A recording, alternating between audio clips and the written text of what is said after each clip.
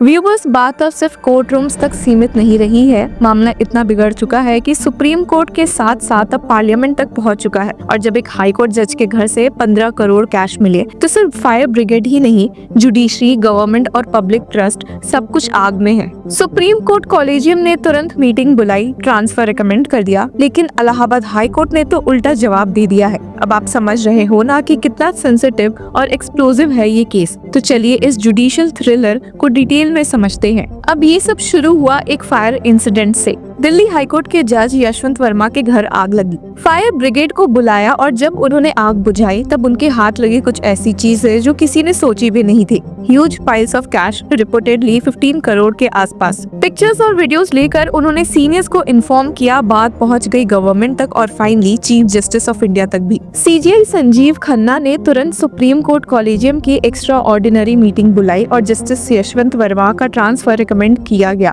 उनके parent court Allahabad high court में। Supreme court ने सिर्फ ट्रांसफर नहीं किया बल्कि इन हाउस प्रोसीजर भी इनिशिएट कर दिया। जैसे कि इन हाउस इंक्वायरी रूल्स के हिसाब से होता है, पहले एक प्रीलिमिनरी इंक्वायरी होती है जिसमें सीजीआई जज का वर्जन मांगते हैं। उसके बाद 3 सुप्रीम कोर्ट जजेस की कमेटी बनती है जो पूरा मैटर इन्वेस्टिगेट करती है। अब ये क्लियर है कि ये ट्रांसफर फाइनल एक्शन नहीं है, बस पहला कदम है। लेकिन ट्विस्ट तब आया जब Allahabad high court bar association ने सुप्रीम कोर्ट कॉलेजियम के खिलाफ खुला मोर्चा खोल दिया। जब ये बात वायरल हुई कि जस्टिस यशवंत वर्मा को इलाहाबाद हाई कोर्ट ट्रांसफर कर दिया गया है, तो एक प्रेस नोट रिलीज करते हुए Allahabad high court bar association ने स्टेट किया कि इलाहाबाद हाई कोर्ट कोई कूड़े का डिब्बा नहीं है जो यहाँ कुछ भी भेज दिया जाए। The press release stated, this decision of the collegium of the supreme court raises a serious question as to whether the Allahabad high court is trash big. Bar association president Anil Tiwari ने यहाँ तक कह दिया कि अगर करप्ट जज को यहाँ भेजने की कोशिश की गई तो वो कोर्ट काम बंद कर देगी। हालांकि एक अलग set of twist and turns में सुप्रीम कोर्ट से ये खबर आई है कि ये सब अफवाह और मिस इन्फॉर्मेशन है। जी हाँ, आपने सही सुना। स्टेटमेंट जो सुप्रीम कोर्ट से काफी वायरल हो रहा है उसमें स्टेट किया गया है कि there is misinformation and rumours being spread with regard to the incident at the residence of mister justice Yashwant Varma. सिर्फ यही नहीं बल्कि ये भी स्टेट किया गया है कि सुप्रीम कोर्ट कॉलेजियम के मीटिंग होने से पहले ही दिल्ली हाई कोर्ट ने इस मामले में एक जांच शुरू कर दी थी और जो इस मामले में रिपोर्ट 21 मार्च को सुप्रीम कोर्ट कॉलेजियम को सबमिट करेगी। It was stated that on receiving the information the chief justice of the Delhi high court commenced the in-house inquiry procedure collecting evidence and information. The Chief Justice of the Delhi High Court, who had commenced his inquiry prior to the collegium meeting on 20 March 2025, will be submitting his report to the Chief Justice of India today on 21 March 2025. The report will be examined and processed for further and necessary actions. पर जो सबसे shocking statement था वो ये था कि justice Yashwant Verma को supreme court ने इस मामले में ट्रांसफर किया है जो इन हाउस इंक्वायरी प्रोसीजर से जुड़ा हुआ नहीं है और अलग है। It stated the proposal for transfer of mister justice Yashwant Verma, who is the second senior most judge in the Delhi High Court and a member of the Collegium, to his parent High Court, that is the High Court of Judicature at Allahabad, where he will be 9th in seniority, is independent and separate from the in-house inquiry procedure. अब भले supreme court ने कुछ भी सोच के ये फैसला लिया हो, पर Allahabad high court bar association को ये बिल्कुल पसंद नहीं आया है। प्रेस नोट में ये भी लिखा गया कि सुप्रीम कोर्ट का ये step public faith in judiciary को डायरेक्टली हार्म करता है, स्पेशली जब इलाहाबाद हाई कोर्ट ऑलरेडी जजेस की कमी और डिलेड हियरिंग से जूझ रहा है। The press release stated something is lacking which has resulted in corruption and consequently a great damage has been caused to the public faith in judiciary. Time and again the Honorable Apex Court has observed about the Allahabad High Court like something rotten in Allahabad High Court. और जिसके साथ ही वापस से mention हो गया कि Allahabad high court एक trash बिन नहीं है। It stated, presently we are facing so many problems, particularly shortage of judges, resulting into fresh cases not being heard for months, thereby diminishing the faith of public in the rule of law.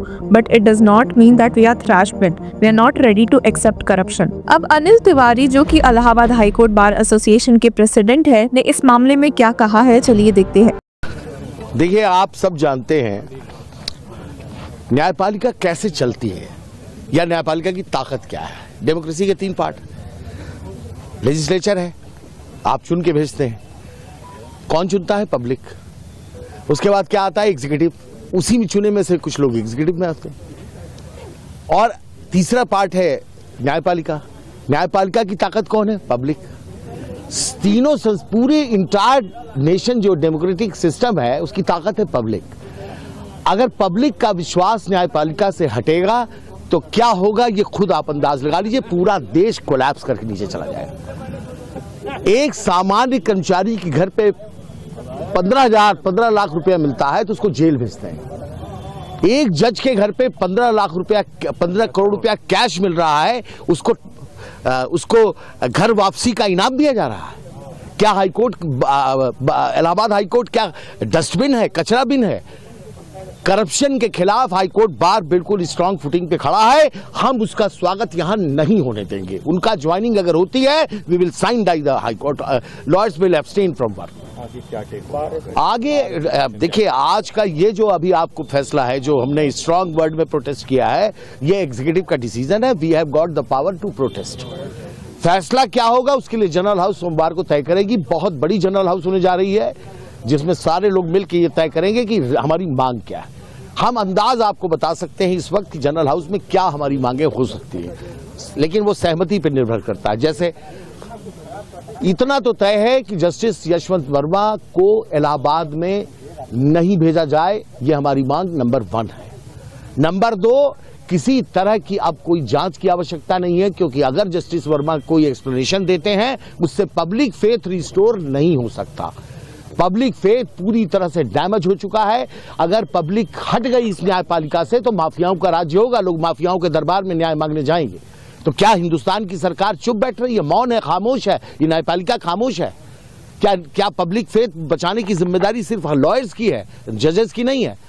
Honourable supreme court ने जो ये collegium ने decision लिया है, हम उसके against है, हम उसके खिलाफ प्रदर्शन कर रहे हैं। सर, अगर वो आते हैं तो उसके बाद और ज्वाइनिंग यहाँ अगर होती है, उनका स्वागत यहाँ होगा, तो हाईकोर्ट को हम साइन डाई क्लोज करेंगे। इम्पैक्ट ये समझिए कि फिर हाईकोर्ट में, उनके कोर्ट में, अदालत में अनिल तिवारी अगर बहस करने खड़े हैं तो अनिल तिवारी को ये लगेगा पता नहीं दूसरे साइड से कितना पैसा लिया इन्होंने।